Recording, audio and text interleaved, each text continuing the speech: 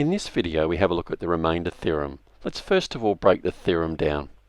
If we've got a polynomial f at x and we divide it by a linear expression x minus a until there is a remainder, then that remainder is the function with a substituted into it. So that's a bit of a mouthful. Let's first of all break down some of the terminology of a remainder and division before we go into some algebraic examples. In this first case we're just going to deal with whole numbers. 12 divided by 5. Now we can write that as a fraction, 12 over 5, and we can therefore split that fraction into two parts, 10 over 5 plus 2 over 5. Now 5 is a factor of 10, so that gives us an exact answer of 2, but then we've got 2/5 left over. So our value of 2 is a whole number, but 2/5 obviously is not. It is an exact solution, but the 2 is our remainder. Let's see how that terminology applies in an algebraic context. So in this first example we've got 2x minus 10 as our function, and we're going to divide this function by x minus 3. So let's first of all write that as a fraction. We've got 2x minus 10 all over x minus 3. How do we solve that? Well, let's do a little bit of work in reverse. What we're going to do is create a numerator which matches x minus 3. In other words, we're going to write that as 2x minus 3 in a bracket. We know that we can do that division correctly, but it is of course a different result to what we had in the first line. So we know that 2 outside of x minus 3 expands to 2x minus 6. We have to take away 4 to create the same expression in the first line. So we'll write that as negative 4 over x minus 3. Now those fractions are equal. We can do a simple division to the first part of our fractions. That gives us an exact answer of 2. And we can see that we've got a leftover constant of negative 4. So 2x minus 10 divided by x minus 3 gives us an answer of 2, but with negative 4 left over as the remainder.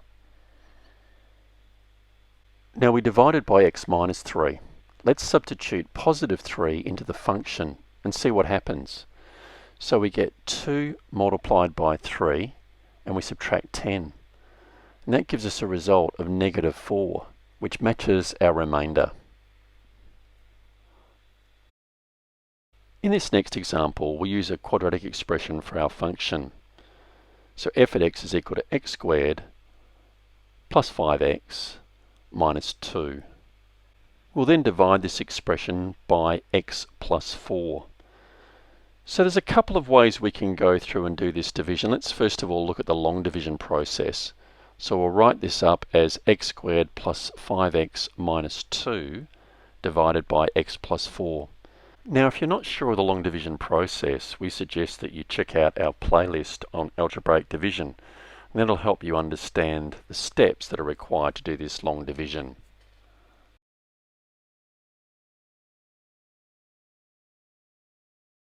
Once we reach the end of the process, we can see that negative 6 is our constant remainder. So we'll label that, and what we'll do is we'll put at the top of our question here that when we divided by x plus 4, we had a remainder of negative 6. So we divided by x plus 4. So now let's substitute negative 4 into our function and see what happens. So we've got f at x is equal to x squared plus 5x minus 2. And if we substitute negative 4 in there, we get negative 4 all squared plus 5 multiplied by negative 4, take 2. And that comes to 16 minus 20 minus 2, which comes to negative 6, which was our remainder. We'll also look at another way of completing the division for that same problem we just had. So our quadratic expression was x squared plus 5x minus 2, and we're going to divide that by x plus 4. But we won't do it using the long division process. What we'll do is we'll look at it as fractions in parts. So we're going to deliberately write the first term of x squared as x plus 4 all squared, and we do that so it matches our denominator. But of course x plus 4 squared creates a different expression. So let's have a look at what x plus 4 all squared is. It's x squared plus 8x plus 16. So to retain equality, what we need to do is from that expression in red, we need to subtract something to get 5x. In fact, we need to subtract 3x. We also need to subtract 18 from 16 to get our negative 2. So now we have equality again, and remember we did that purely to make our first part of our expression match x plus 4.